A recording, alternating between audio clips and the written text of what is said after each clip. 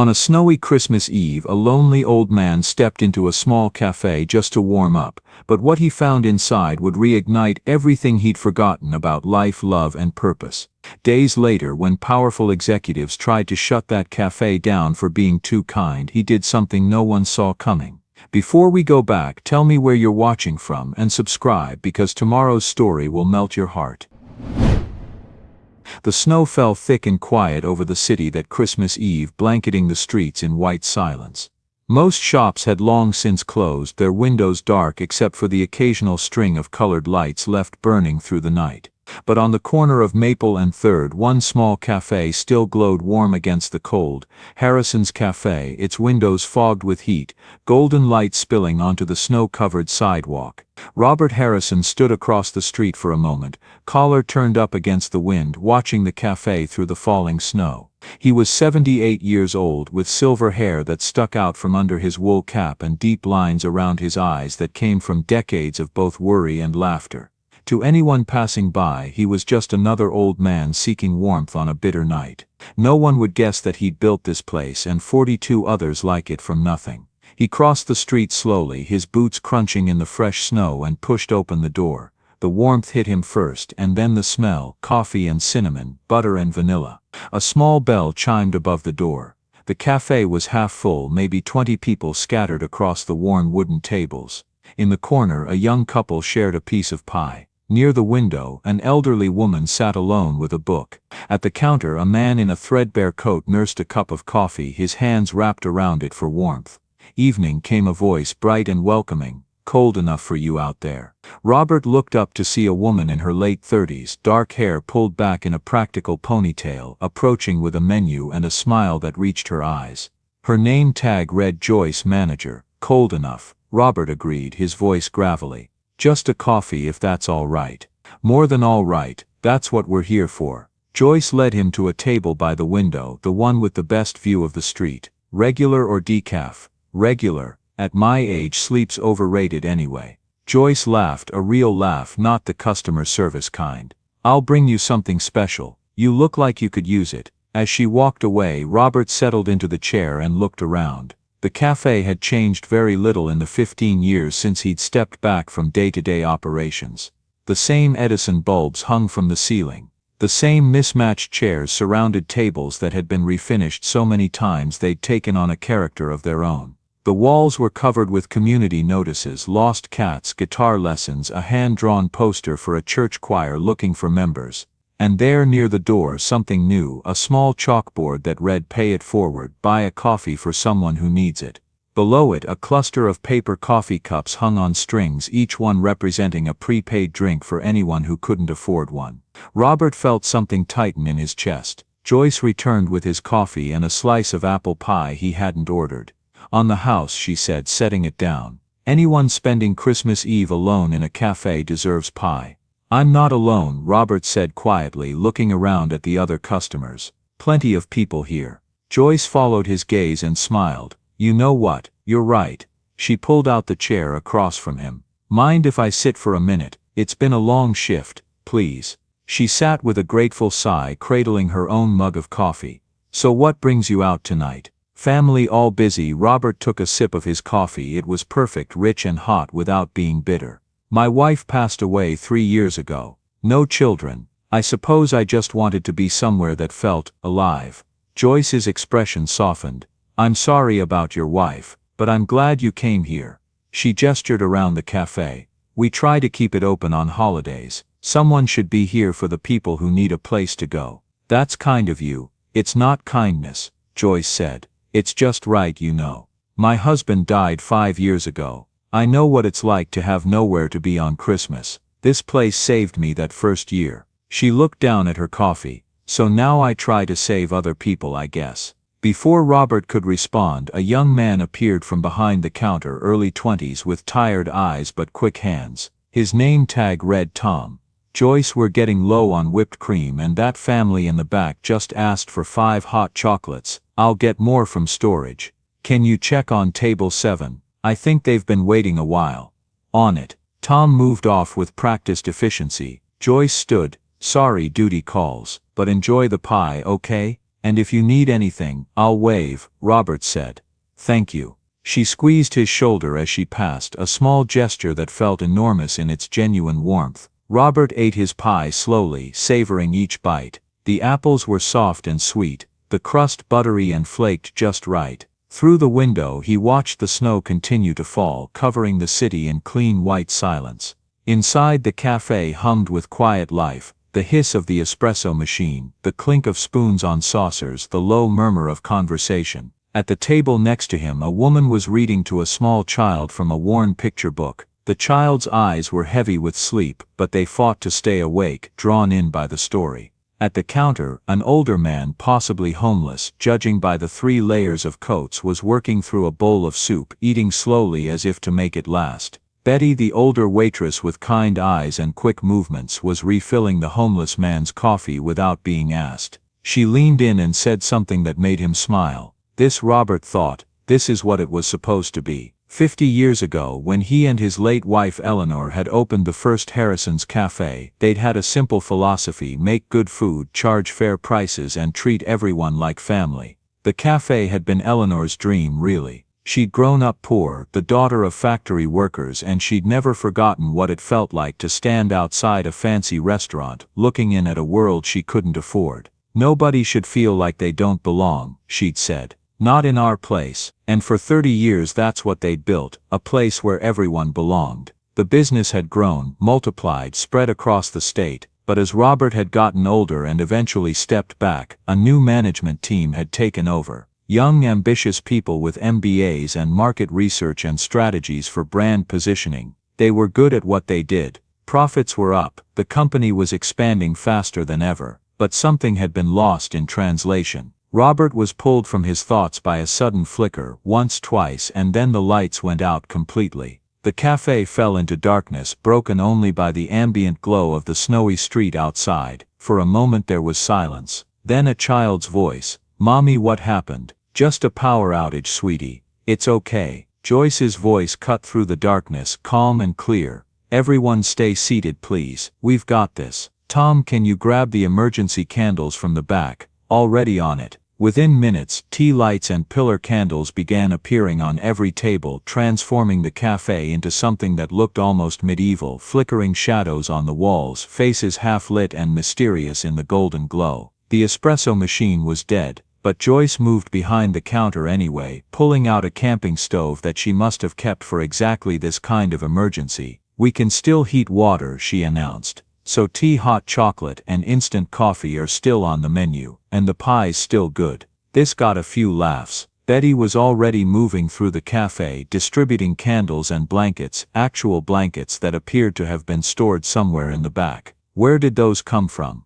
someone asked. "Joyce keeps them for winter," Betty said. "Never know when someone might need one." Robert watched, transfixed, as the cafe adapted. Far from panicking or shutting down, the place seemed to come even more alive. Tom emerged from the back with an old acoustic guitar. "Anyone mind some music?" he called out. "Play Silent Night," someone suggested. Tom sat on a stool near the counter and began to play. His voice was untrained but sincere, and within moments, others were joining in. Even the homeless man at the counter, his voice surprisingly strong and clear. "Silent Night, Holy Night." Robert felt his throat tighten. He couldn't remember the last time he'd sung this song, maybe at Eleanor's funeral when they'd played her favorite hymns. She would have loved this moment, he thought. This exact moment with the candles and the singing and the pure, simple human warmth. A gust of wind rattled the windows and Joyce looked toward the door. Through the glass a figure was visible on the street, a woman, hunched against the cold, clearly homeless, hovering just outside the cafe's warmth. Without hesitation, Joyce moved to the door and opened it. Cold air rushed in. "Ma'am, would you like to come inside?" The woman looked up, surprised. She was perhaps 50, with weathered skin and eyes that had seen too much. "I don't have any money." "That's okay. Come in out of the cold, please." The woman hesitated, then stepped inside. Joyce guided her to an empty seat near the small electric heater that was running on battery backup. Within minutes, Betty had brought her hot chocolate and a sandwich. "Thank you," the woman whispered, tears in her eyes. "Thank you so much." Joyce knelt beside her chair. "No one should be alone tonight," she said softly. Merry Christmas. Robert stood up. He couldn't just sit there anymore. Moving to the counter, he caught Joyce's attention. What can I do to help? She looked surprised. You don't have to. I want to. She studied him for a moment, then smiled. Okay, can you help Tom hand out these blankets? And there's some extra food in the back, sandwiches we made for tomorrow. We should probably share them while they're fresh. For the next hour, Robert worked alongside the staff, distributing food and blankets, refilling water glasses, even washing dishes by candlelight in the back. The cafe had transformed from a business into something else entirely, a refuge, a community center, a reminder that people could still take care of each other. More people had come in from the cold, not customers, exactly, but people who needed shelter. Joyce turned no one away. Tom played song after song. Someone started telling stories, and soon everyone was sharing memories of past Christmases, funny anecdotes, even a few jokes that made the whole room laugh. At one point, Robert found himself standing next to Betty, both of them watching the scene unfold. This is special, Betty said quietly. This is what it's all about, you know. Not the fancy decorations, or the expensive gifts. Just this, people being kind to each other. How long have you worked here? Robert asked. 12 years, best job I ever had. She looked at him. Joyce is something special. She could make more money somewhere else, but she stays because she cares about this place, about the people. That's rare, rarer every day, Betty agreed. Around midnight, the power flickered back on. The sudden brightness was almost jarring after so long in candlelight, but instead of celebration, there was an almost disappointed sigh. It was prettier with candles, a child said, and everyone laughed. Joyce stood in the middle of the cafe and raised her hands. Thank you all for being here tonight, for sharing this with us. This is what makes it all worthwhile. Her voice caught slightly. This is what Christmas is supposed to feel like. There was applause, genuine heartfelt applause. As people began to gather their things, Robert approached the counter. He pulled out his wallet and left 3 $50 bills under his coffee cup, tucked out of sight. Joyce caught his arm as he was putting on his coat. You don't have to. I want to, he said simply. Thank you for tonight. For remembering what matters. She looked at him curiously. You talk like you've seen it forgotten. I have. Too many times. He buttoned his coat. But not here, not tonight. As he walked to the door, he passed the chalkboard with the pay it forward cups. He added another 50 to the jar beside it, enough to cover 20 coffees. The cold hit him as he stepped outside, but he didn't mind. The snow had stopped, and the sky was starting to clear, stars visible through the gaps in the clouds. He walked slowly down the street, his breath misting in the air. Behind him, Harrison's cafe glowed warm in the winter night, a small beacon of kindness in a cold world. It was only later, when Joyce was cleaning up and found the money under the coffee cup, that she discovered the small note written on a napkin. Kindness never costs too much. Keep the lights on. She held it for a long moment, then carefully folded it and put it in her pocket, next to her heart. Robert returned to the cafe 3 days later, then again the day after that. Within 2 weeks he'd become a regular fixture, the quiet old man who always sat at the corner table, nursing his coffee and watching the world go by. No one questioned it. Regulars were common at Harrison's, and Robert fit right in. He was polite, tipped well, and never caused any trouble. Joyce would always greet him with a smile and a fresh cup of coffee, and they'd chat briefly about the weather or the neighborhood before she moved on to other customers. What no one knew was that Robert was studying the cafe with the intensity of a detective. He watched everything. He saw how Tom would stay late without being asked when Joyce was overwhelmed, how he'd slip extra whipped cream onto hot chocolates for kids, how he'd patiently explain the difference between a latte and a cappuccino to confused customers for the 100th time. He noticed that Tom arrived every morning with dark circles under his eyes, and overheard him on the phone one day talking to someone about his mother's medical bills. He saw how Betty knew every regular by name and remembered their orders, their kids' names, their struggles, how she'd slip an extra cookie into a bag for the construction worker who came in every morning at 5 a.m., how she'd sit with lonely elderly customers and let them talk, really talk, without rushing them along. He watched her comfort a young woman who'd just lost her job, pressing a $20 bill into her hand when she thought no one was looking. And he saw Joyce, how she ran the place with a perfect balance of efficiency and warmth, how she'd quietly comp meals for people who were obviously struggling, how she kept a box behind the counter filled with scarves and gloves for anyone who needed them, how she'd started a tradition of leaving containers of food scraps outside the back door for the stray cats and dogs in the neighborhood. "They're hungry too," she'd explained to Tom when he'd asked about it. "We throw away so much food that's still perfectly good. So now we partner with the Maple Street Shelter and a local rescue group. They pick it up every night before it expires. That way it's safe, legal, and still helps people and animals who need it." Robert watched as this simple act had evolved into something more organized. Now there were designated containers, one for cats, one for dogs, and Joyce had even contacted a local animal rescue to help trap, spay and release the strays. A bulletin board near the back had photos of animals that had been adopted through the cafe's informal network. One evening, Robert watched as a well-dressed woman in her 40s left a $20 bill with Joyce and said, "That's for whoever needs it, for their coffee or meal or whatever." After the woman left, Joyce added the 20 to a jar behind the counter labeled Community Fund. Robert learned that this was a regular occurrence, customers paying forward meals, leaving extra tips to be redistributed, contributing to a collective pot that Joyce used to help people who came in hungry or cold. "We're not a charity," Joyce had explained to a new employee Robert overheard. "We're a business, but we're also a community space. If someone needs help, and we can provide it without going under, why wouldn't we?" Robert began keeping notes in a small leather journal. He tracked customer retention rates, average transaction values, peak hours, and most importantly, the intangible metrics: how many regulars came in daily, how many people lingered to talk with staff, how many strangers became friends over shared tables. The numbers told a story that warmed his heart. This location had a 94% customer retention rate. The average customer visited 4.3 times per week. Review scores averaged 4.9 stars across all platforms. And the comments were what mattered most. "This place feels like home. The staff actually remembers my name.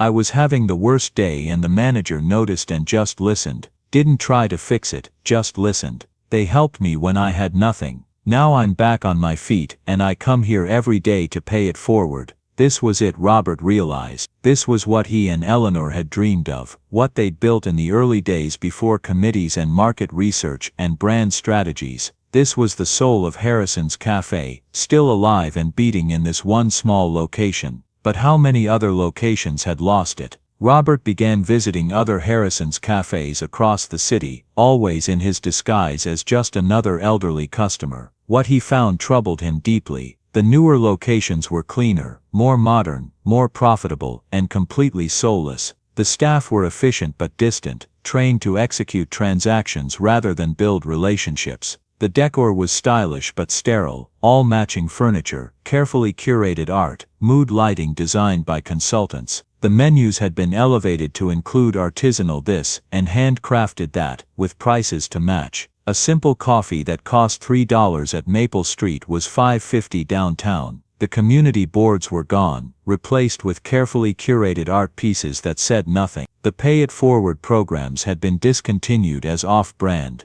The mismatched chairs had been replaced with uniform seating. Even the music was controlled by corporate, the same playlist in every location, optimized through focus groups. At one location in the business district, Robert watched as staff turned away a homeless man who'd simply wanted to sit out of the cold, even though the cafe was nearly empty. "Company policy," the manager had said, not unkindly but firmly. "We can't have non-paying customers taking up space. It affects the ambiance." Robert had left without ordering, his coffee sitting untouched on the counter. At another location, he overheard a server being reprimanded for spending too long talking to an elderly customer. "Your job is to serve efficiently and move on," the shift supervisor said. "We have table turn rates to maintain." Robert made detailed notes of everything he observed. The picture was becoming clear and deeply troubling. He started attending the quarterly board meetings again, something he hadn't done in nearly 5 years. As founder and majority shareholder, he still had a seat, but he'd largely abdicated involvement, trusting the new leadership to maintain the company's values while pursuing growth.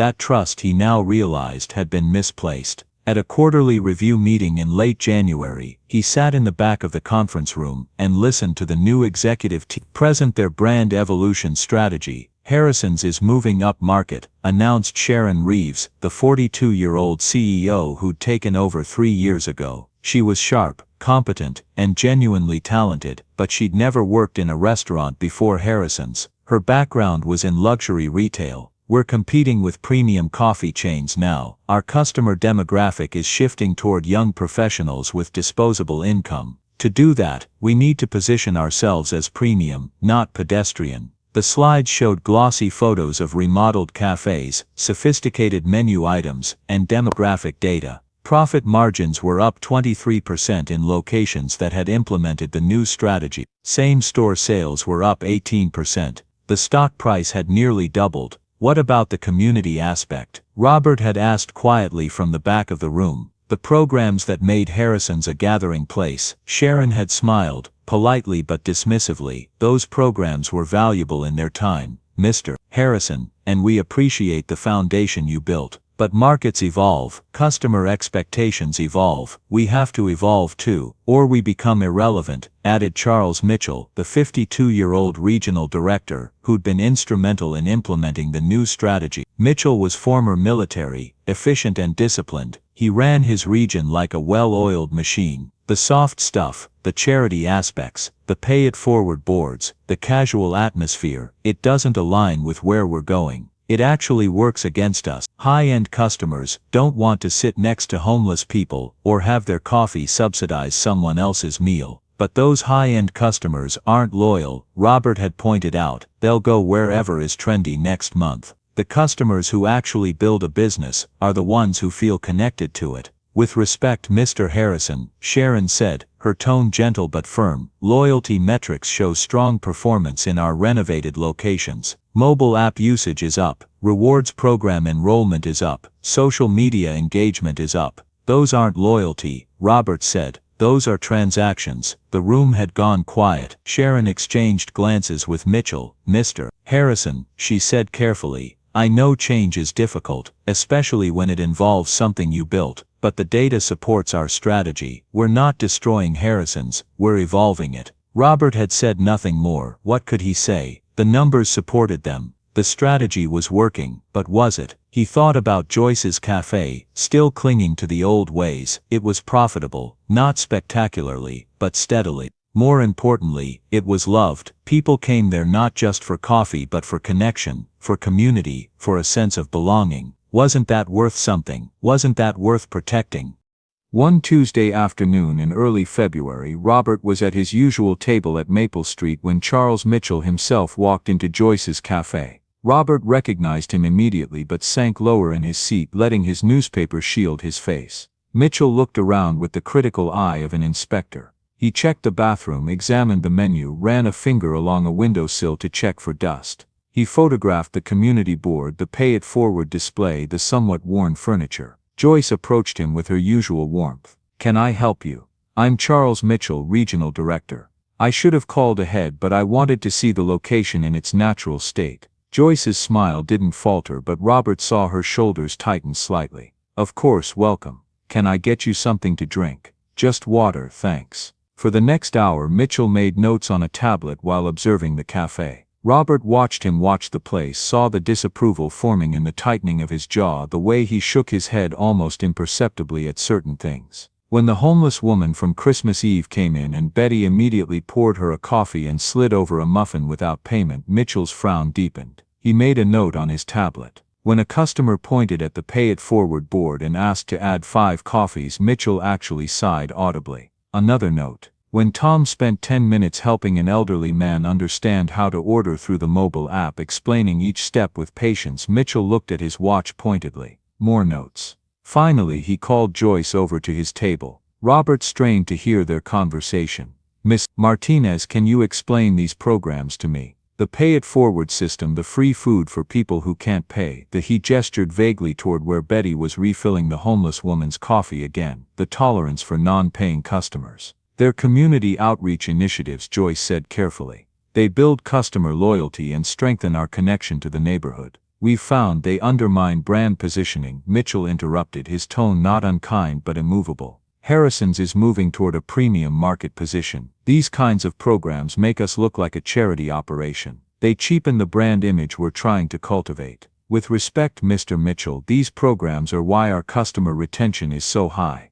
People come here because they feel valued, because they know we care about more than just, people come here because it's cheap and easy, Mitchell said bluntly. That's not the customer base we want anymore. We want customers who will pay $7 for a specialty latte without blinking, not people looking for handouts. Joyce's face flushed. These aren't handouts. They're investments in community, and our margins are good, we're profitable. Barely, and profitability isn't the only metric. There's brand image to consider. When corporate sends photographers for our marketing materials, they can't use images from this location because the aesthetic is wrong. Too cluttered, too poor looking. He gestured at the community board covered in handmade flyers. This doesn't say premium coffee experience. It says small town diner. It says community, Joyce countered, her voice strained but controlled. It says people matter here. It looks dated and off-brand. Mitchell closed his tablet and stood up. I'm recommending significant changes to this location. New decor aligned with corporate standards, updated menu with higher price points, and discontinuation of all these charity-adjacent programs. You'll receive the formal memo by the end of the week and you'll have 60 days to implement. And if I don't, Mitchell looked at her steadily, then we'll need to discuss whether this location should remain open at all. The property is quite valuable, prime corner location in a gentrifying neighborhood. We could sell it or lease it to a franchise operator who's more aligned with company vision. You can't just close us down. Our numbers are solid, your numbers are adequate, but this is about more than numbers. It's about brand consistency. Every Harrison's location needs to reflect our values: efficiency, quality, premium positioning. This location reflects old values that no longer serve our strategy. He picked up his briefcase. 60 days, Miss Martinez. Make the changes or we'll make them for you. He left without another word, without a goodbye, without even paying for his water. Joyce stood frozen for a moment, staring at the door. Then slowly, mechanically, she returned to the counter. Robert saw her hands shake as she poured herself coffee she wouldn't drink. Betty came up beside her, concerned. You okay, Ann? He wants to close us down, or change everything that makes us. Joyce's voice was barely above a whisper. Can he do that? He's regional director. He reports directly to the CEO. If they want us gone, we're gone. Tom emerged from the back, picking up on the tension immediately. What happened? Corporate wants to kill the cafe, Betty said bluntly. Turn it into another cookie-cutter location. They can't. Tom started, then stopped. Can they? They own it, Joyce said. We just work here. Robert set down his newspaper. His hands were steady now, his mind clear. This was it, the moment he'd been dreading and anticipating in equal measure. The moment when he'd have to decide whether to step back and let the company continue on its current path, or step forward and fight for the soul of what he'd built. Eleanor's voice echoed in his memory, as clear as if she were standing beside him. If you build something good, Robert, you have to protect it. Not just create it, protect it. Even when it's hard. Especially when it's hard. He stood slowly, left money on the table, more than enough to cover his coffee, and tipped generously, and walked out into the cold afternoon air. His phone was in his hand before he reached his car. It was time to make some calls. It was time to remind them who really owned Harrison's Café. It was time to fight. The quarterly board meeting was held on a gray February morning in the company headquarters downtown, a sleek modern building that Robert barely recognized. The Harrison's Café logo was etched into the glass doors, but it had been redesigned into something sharp and minimalist, all the warmth stripped away. Robert arrived early, dressed not in his usual casual wear but in a suit Eleanor had bought him years ago. It still fit, if a bit loose. His cane was polished wood with a silver handle, the one Eleanor had given him on their 40th anniversary. He'd barely used it since her death, preferring a simpler one, but today he wanted the reminder of her strength. The receptionist looked surprised to see him. Mr. Harrison, we weren't expecting. I'm still on the board, Robert said mildly. I'm allowed to attend meetings. Is the conference room ready? Of course, I'll let them know you're here. Don't. Robert held up a hand. I'd like to surprise them. The conference room was on the top floor, all glass walls and expensive furniture with a view of the city skyline. The leadership team was already assembling. Sharon Reeves, Charles Mitchell, Marcus Chen the CFO, Diana Torres the marketing director, several regional managers. They were laughing about something, relaxed and confident. They looked up in surprise when Robert walked in, leaning on his cane. "Robert," Sharon said, standing quickly. "This is unexpected. We'd heard you were taking it easy." "I'm old, not dead," Robert said. He moved to the head of the table, his seat, the founder's seat, and slowly lowered himself into it. "I thought I'd sit in, if that's all right." "Of course. You're always welcome." Sharon's smile was genuine but wary. She exchanged quick glances with Mitchell. The meeting began with the usual reports, financial updates, expansion plans, marketing campaigns. Robert listened quietly, noting the emphasis on growth, on premium positioning, on elevating the brand experience. Marcus Chen presented financial results that were genuinely impressive. Revenue up 31% year-over-year. EBITDA margins improved to 18%. Stock price at an all-time high. "We're outperforming the entire category," Marcus said proudly. "Our growth trajectory puts us on track to double our footprint in 3 years. Diana Torres presented the marketing strategy, sleek campaigns featuring young professionals in stylish settings, emphasizing words like artisanal, curated and elevated. The tagline had changed from "where everyone belongs" to "crafted for those who know quality." "We're seeing tremendous engagement with our target demographic," Diana reported. "Instagram followers up 340%. Our influencer partnerships are generating significant buzz. Harrison's is finally being recognized as a premium brand." Then Charles Mitchell stood to present his regional report. "We've successfully converted 17 locations to the new format," he began, clicking through slides showing renovated cafes, clean lines, modern art, uniform furniture, strategic lighting. They looked expensive, they looked empty of personality. Customer spend per visit is up 34% in converted locations. We're successfully attracting a higher income demographic. However, we have a few legacy locations that are resisting the transition. A photo of Joyce's Café appeared on screen. Robert's Café, his and Eleanor's. "This location on Maple Street represents everything we're trying to move away from," Mitchell continued. His tone was clinical, detached. "It's cluttered with community notices and handmade signage. The decor is outdated and inconsistent with brand standards, and the management has implemented several programs that actively work against our brand positioning." He clicked through photos Robert recognized with painful clarity: the Pay It Forward board with its paper coffee cups, the community bulletin board covered in hand-drawn flyers, the mismatched furniture that had been refinished lovingly over years, a photo of Betty serving coffee to the homeless woman, another of Tom sitting with an elderly customer patiently explaining something. "These kinds of scenes don't align with the premium experience we're trying to create," Mitchell said. "If potential customers see one Harrison's operating like a community center or soup kitchen, they'll assume all our locations are the same. It dilutes the brand we're building." He clicked to a slide titled Proposed Actions. "I'm recommending we either force a complete renovation and management change at this location, or close it entirely and sell the property. The real estate value alone would generate significant return. We estimate $2.3 million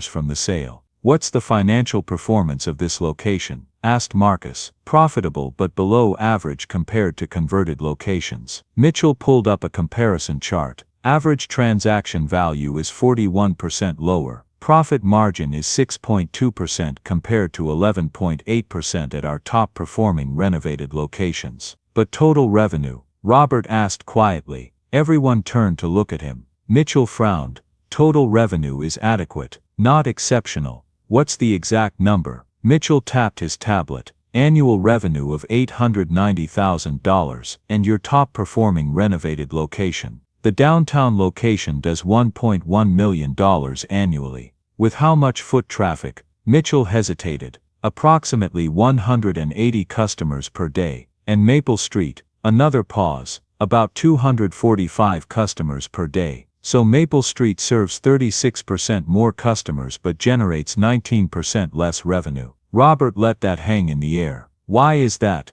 "Lower prices, lower average transaction value. Too much generosity." Or Robert said, "You could say Maple Street serves significantly more people from the community while still remaining profitable." "That sounds like success to me," Sharon interjected smoothly. Mr. Harrison, I understand your perspective, but we have to look at optimization. If that location served the same customer count at our premium price point, revenue would increase dramatically. Or customer count would drop dramatically, Robert countered. Has anyone studied that? Silence. I have, Robert said. He pulled out his own tablet, surprising several people who hadn't expected the old man to be tech-savvy, and connected it to the room's display system. If you don't mind, I'd like to present some findings. Sharon nodded slowly. Of course. Robert stood, leaning on his cane, and brought up his first slide. This is customer retention data across all Harrison's locations. A bar graph appeared with locations arranged from highest to lowest retention.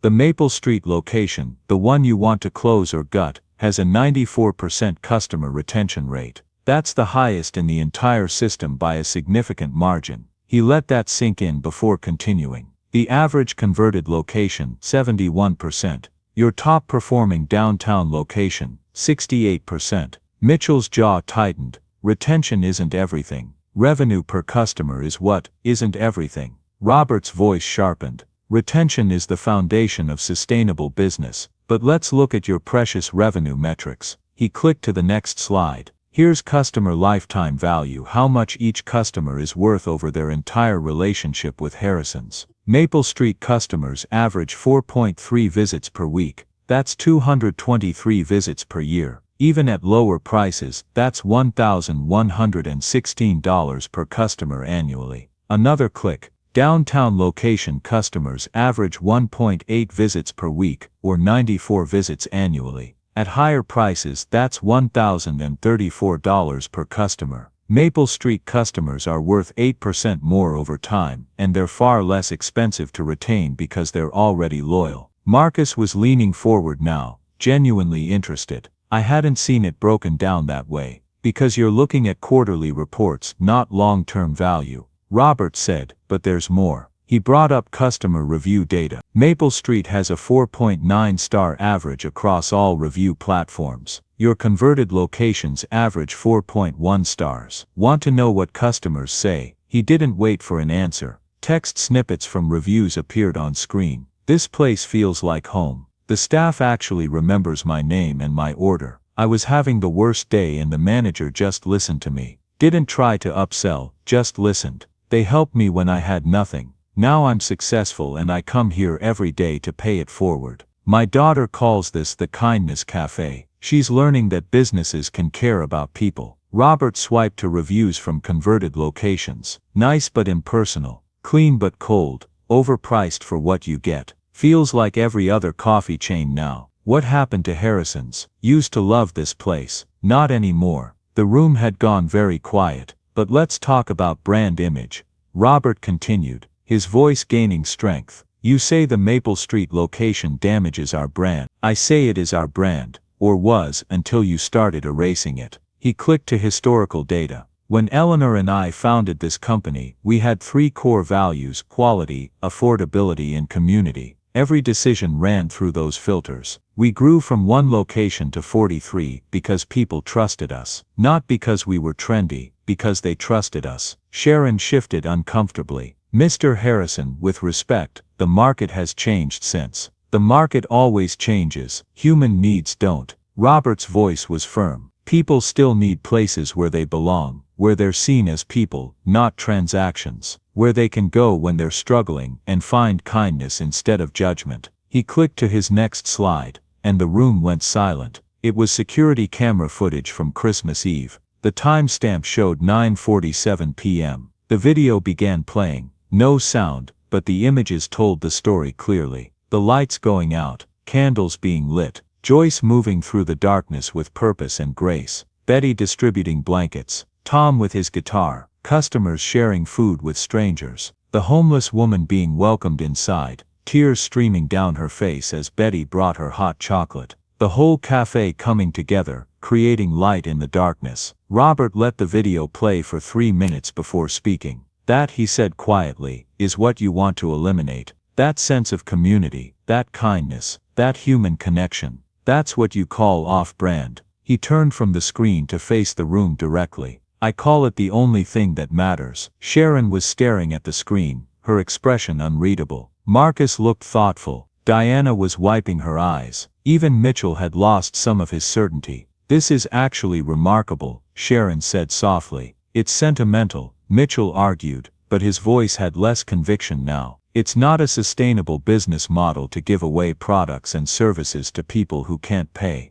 We have shareholders to consider, profit targets to meet." "Stop." The single word cut through the room like a blade. Robert's voice was quiet, but carried absolute authority. "Just stop. I've heard enough buzzwords and MBA jargon to last a lifetime. You want to talk about shareholders? Let me tell you about shareholders." He moved away from the screen, walking slowly around the table. 50 years ago, my wife Eleanor and I opened a small cafe with our life savings. Eleanor grew up poor, really poor. She knew what it felt like to be hungry, to be cold, to be looked at like you didn't matter because you didn't have money in your pocket. He paused behind Sharon's chair. "When we opened Harrison's, she had one rule: everyone gets treated like they matter. Everyone. The businessman in a suit, and the homeless veteran on the corner. The suburban mother and the struggling student. Everyone."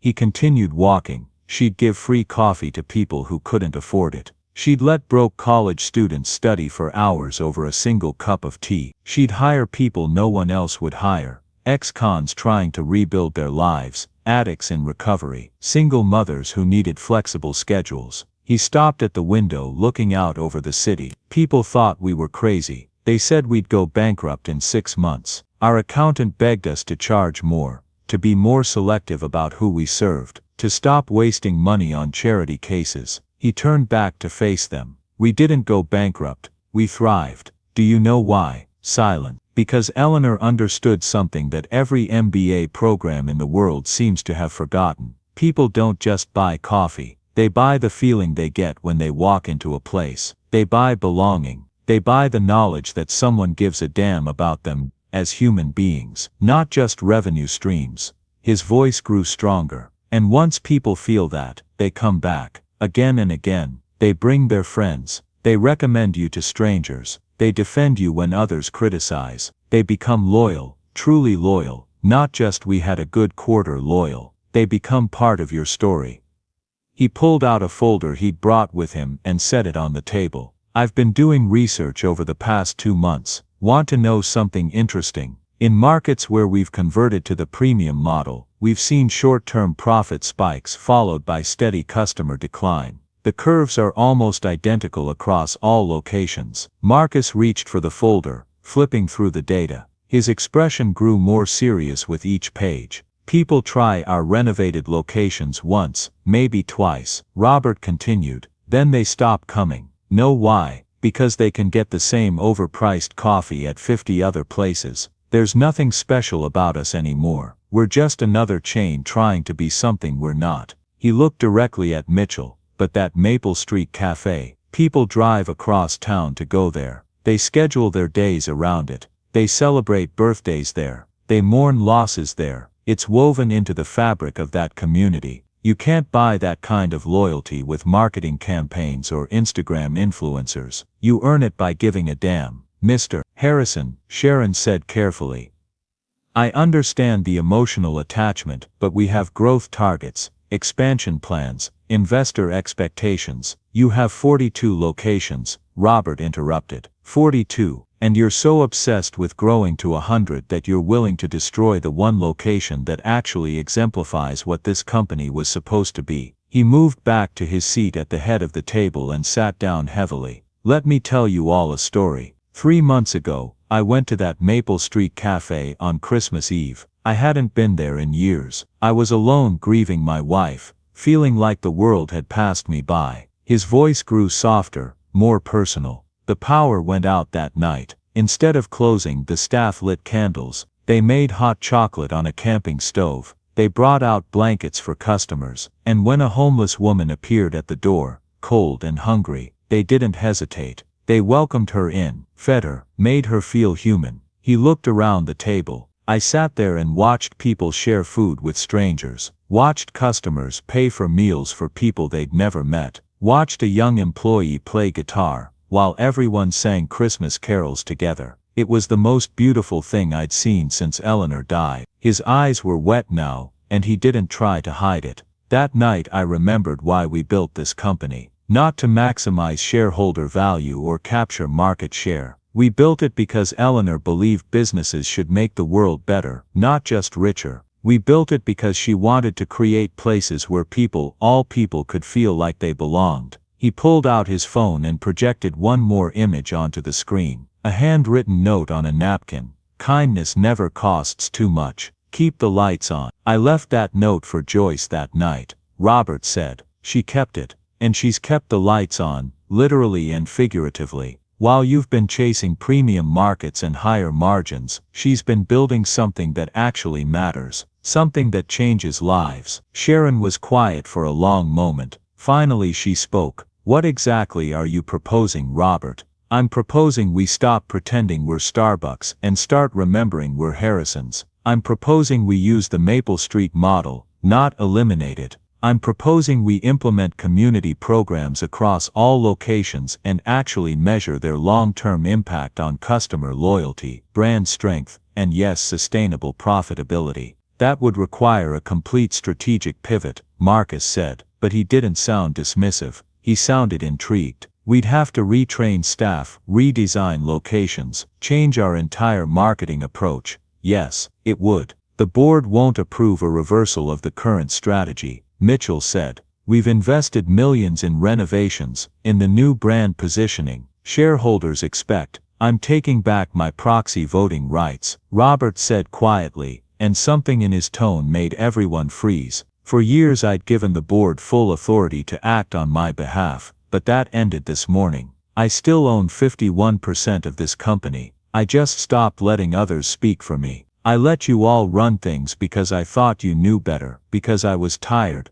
because I wanted to trust that my life's work was in good hands. He looked around the room, meeting each person's eyes. I was wrong to step back. I see that now. Eleanor would be ashamed of what we've become, what I've let us become. So here's what happens now.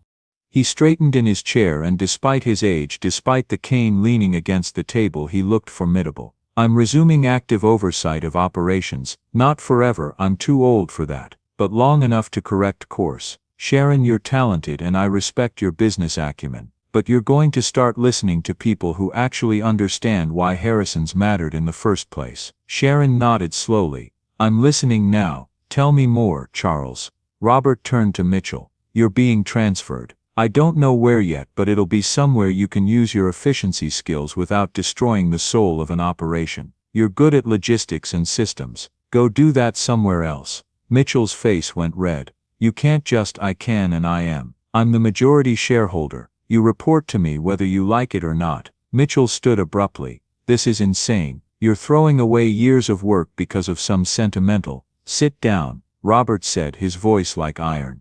I'm not finished. For a moment it seemed Mitchell might leave. Then slowly he sat back down, his jaw clenched. Joyce Martinez is being promoted to Director of Community Experience, Robert continued. She'll work with all locations to implement community programs similar to what she's built at Maple Street. Betty Williams will assist her. Tom Crawford will become assistant manager at Maple Street with a clear path to his own location within 2 years. You're basing our entire strategy on one location? Diana asked, not challenging but genuinely curious. I'm basing our strategy on what worked for 30 years before we forgot who we were. But I'm not asking you to take it on faith. I want a pilot program. He looked at Marcus. Choose 10 locations, 5 that are struggling after renovation, 5 that haven't been converted yet. Implement the community model there, give it 6 months, measure everything, retention, customer satisfaction, revenue, profitability, brand sentiment. If the numbers don't support it, we'll reconsider.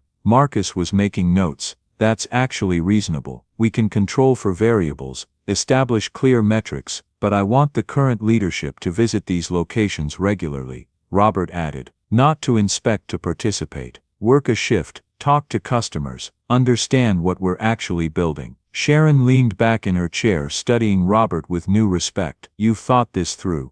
I've had 2 months and 50 years to think about it. Robert's expression softened slightly. Sharon, I'm not trying to undermine you. You've grown this company significantly, but growth without purpose is just expansion. I want us to grow and matter. I believe we can do both. So do I, Sharon said, surprising everyone. I've been watching those review scores decline in renovated locations, reading comments about how we've lost our soul. I told myself it was the price of progress, but, she gestured to the frozen image of the Christmas Eve video still on screen. Maybe I was wrong. Mitchell made a disgusted sound. This is a mistake. You're all being manipulated by emotional appeals instead of looking at hard data. The data supports emotional appeals, Marcus interrupted, still reading through Robert's research. Customer lifetime value, retention rates, word-of-mouth referrals, it's all here. The Maple Street model actually performs better on long-term metrics. We've been optimizing for the wrong things. Mitchell pushed back from the table. I don't have to listen to this. I resign.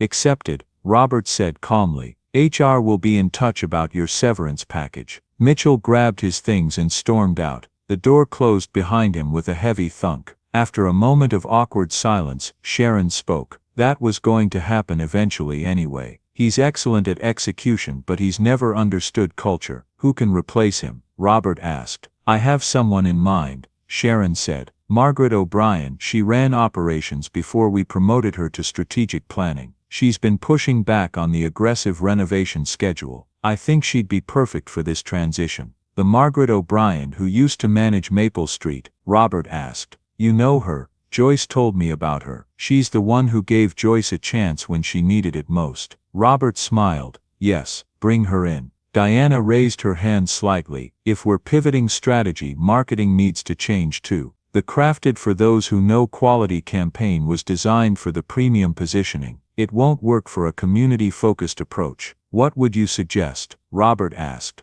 Diana thought for a moment. Something authentic, something that tells real stories. Maybe Harrison's Café, where everyone has a seat at the table, or where kindness is served daily, Robert suggested quietly. The room went silent. That's perfect, Sharon said softly. That's exactly what we should be. For the next 2 hours they worked through details. Which locations would be part of the pilot program, how to implement community programs without sacrificing profitability, training approaches for staff, metrics for success, timeline for rollout. Robert participated actively, but he could feel his energy waning. He wasn't young anymore, and the confrontation with Mitchell had taken more out of him than he wanted to admit. Finally, Sharon called for a break. As people filed out for coffee, she stayed behind with Robert. That took courage, she said. Standing up to us like that. It took too long, Robert replied. I should have paid attention years ago. Why didn't you? He was quiet for a long moment. When Eleanor died, I lost my purpose. She was the heart of this company. I was just the businessman who made her dreams viable. Without her, he trailed off. I didn't care anymore. I let you all do whatever you wanted because I was too tired to fight. What changed? Christmas Eve. Seeing Joyce and her team keep that cafe open, welcoming people, creating community, it was like watching Eleanor's spirit alive in the world. I realized I'd failed her by walking away, so I came back. Sharon put her hand over his. I'm glad you did. I think we were losing our way.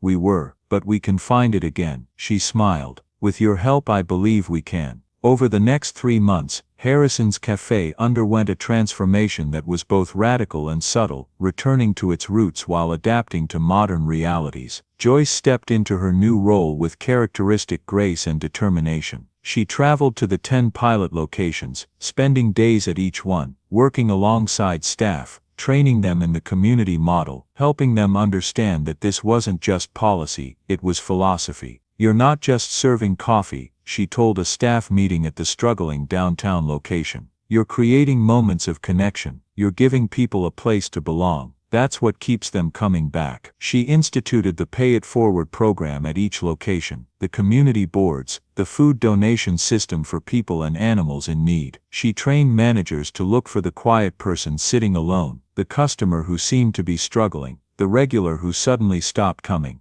Notice people, she said. That's the whole secret. Just notice people and treat them like they matter. Robert visited locations too, though less frequently due to his health. When he did appear, he didn't announce himself as the founder. He'd sit in a corner with his coffee, watching, observing, occasionally chatting with customers. At one location, a young barista complained to a coworker within Robert's earshot. "I don't see why we have to do all this extra stuff. The pay it forward thing, the community board, it's just more work." Robert waited until the barista's break, then approached him at his table. "Mind if I sit?"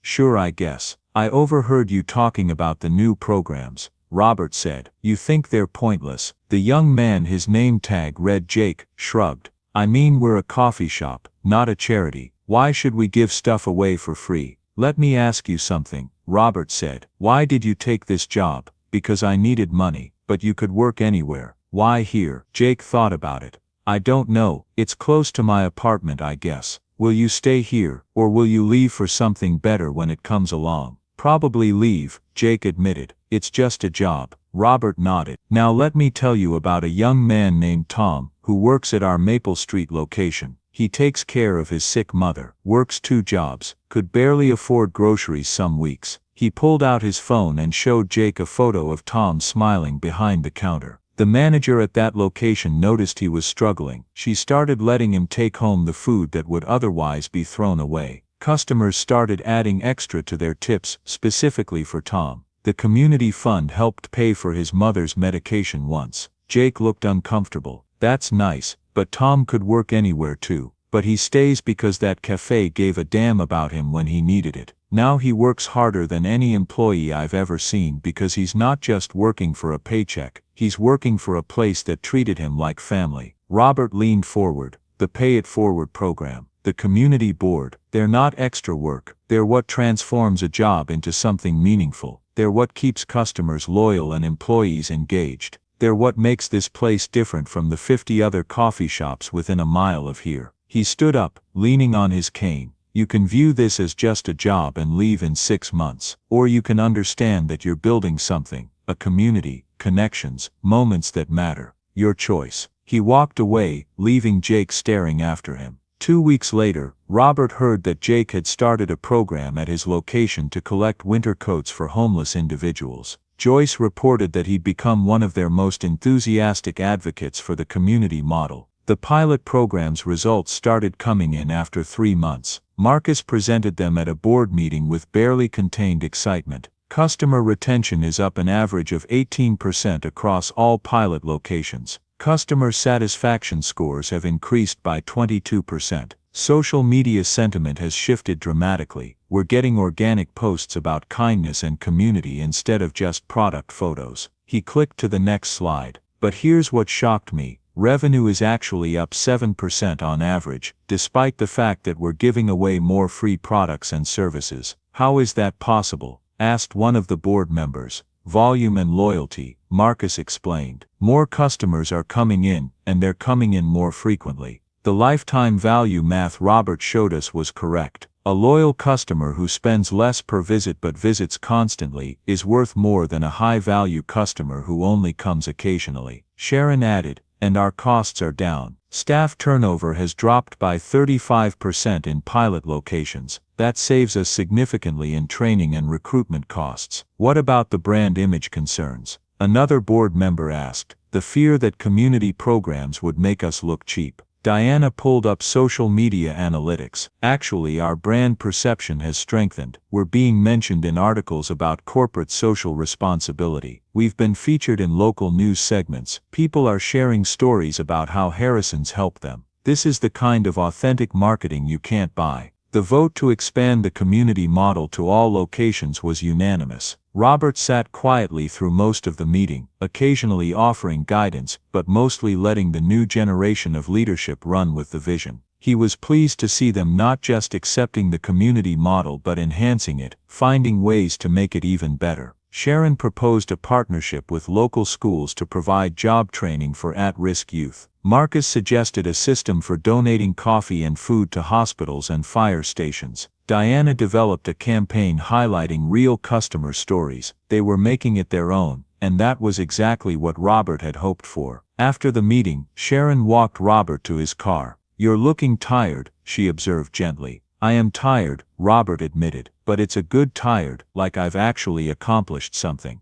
"You have. You saved this company." "No," Robert said. I just reminded people what it was supposed to be. You're the one saving it now. Sharon hugged him, something she'd never done before. Thank you for not giving up on us. Thank you for listening. 6 months after the board meeting, on a warm August evening, Robert sat at his usual table at the Maple Street Café. The place was packed, as it always was these days. Joyce slid into the seat across from him, setting down 2 cups of coffee. "Decaf for you," she said with a smile. "Doctor's orders. When did you start taking orders from my doctor?" Robert grumbled, but he was smiling too. "When your doctor called me to say you've been sneaking regular coffee behind his back." Robert laughed. "Traitor." They sat in comfortable silence for a moment, watching the life of the cafe unfold around them. At the counter, Tom was training 2 new employees, his patience and kindness evident in every interaction. Betty was chatting with a regular who'd just gotten engaged, exclaiming over the ring.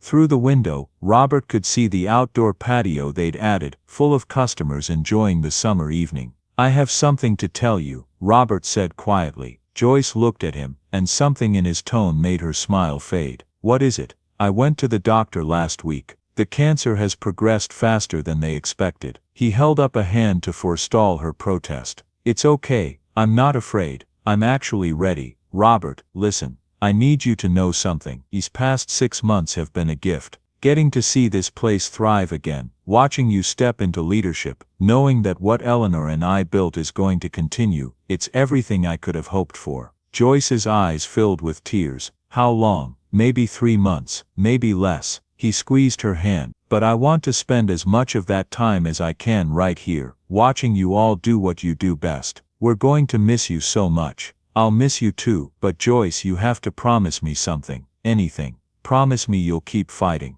When it gets hard, and it will get hard, when people pressure you to prioritize profit over people again, when the world tries to make you believe kindness doesn't matter, promise me you'll remember this, all of this." "I promise," Joyce said, tears streaming down her face. "I swear to you, Robert, we won't let it die." "I know you won't." He smiled. "That's why I can let go." Robert Harrison died 3 months later, on a crisp November morning, with autumn leaves falling outside his window. The funeral was held at the original Harrison's Café location, the very first one he and Eleanor had opened 50 years ago. It had been renovated over the years but still retained its essential character. The turnout was so large that people spilled out onto the sidewalk, and speakers had to be set up outside. Employees came from every location, customers who'd been touched by Harrison's kindness over the years, business leaders who'd been inspired by the company's transformation, homeless individuals who'd been fed and welcomed, students who'd been given jobs when no one else would hire them.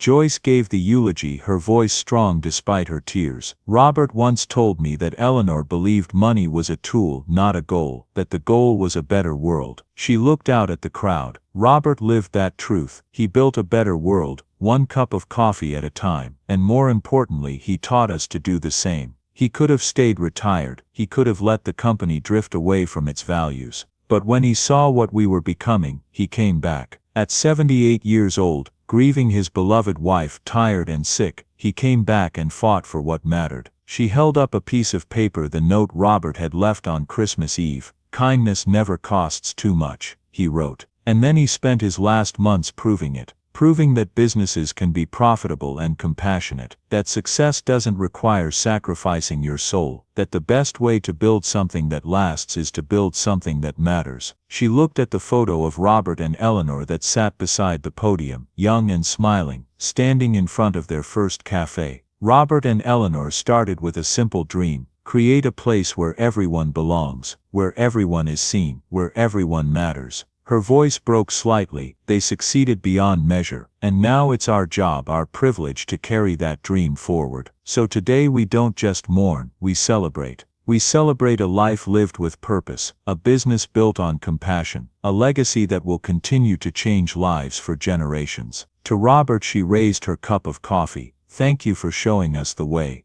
To Robert the crowd echoed, hundreds of voices united. The reception was held at the Maple Street location naturally. It was standing room only, with people overflowing into the street. The cafe provided food and drinks for everyone, free of course, because that's what Robert would have wanted. Stories were shared, tears were shed. Laughter rang out as people remembered Robert's dry humor, his unexpected kindness, his fierce protection of what mattered. Sharon found Joyce standing at the window, watching the crowd with a mixture of sadness and satisfaction. "He'd love this," Sharon said softly. "He would," Joyce agreed. "All these people, all these connections. This is what he fought for."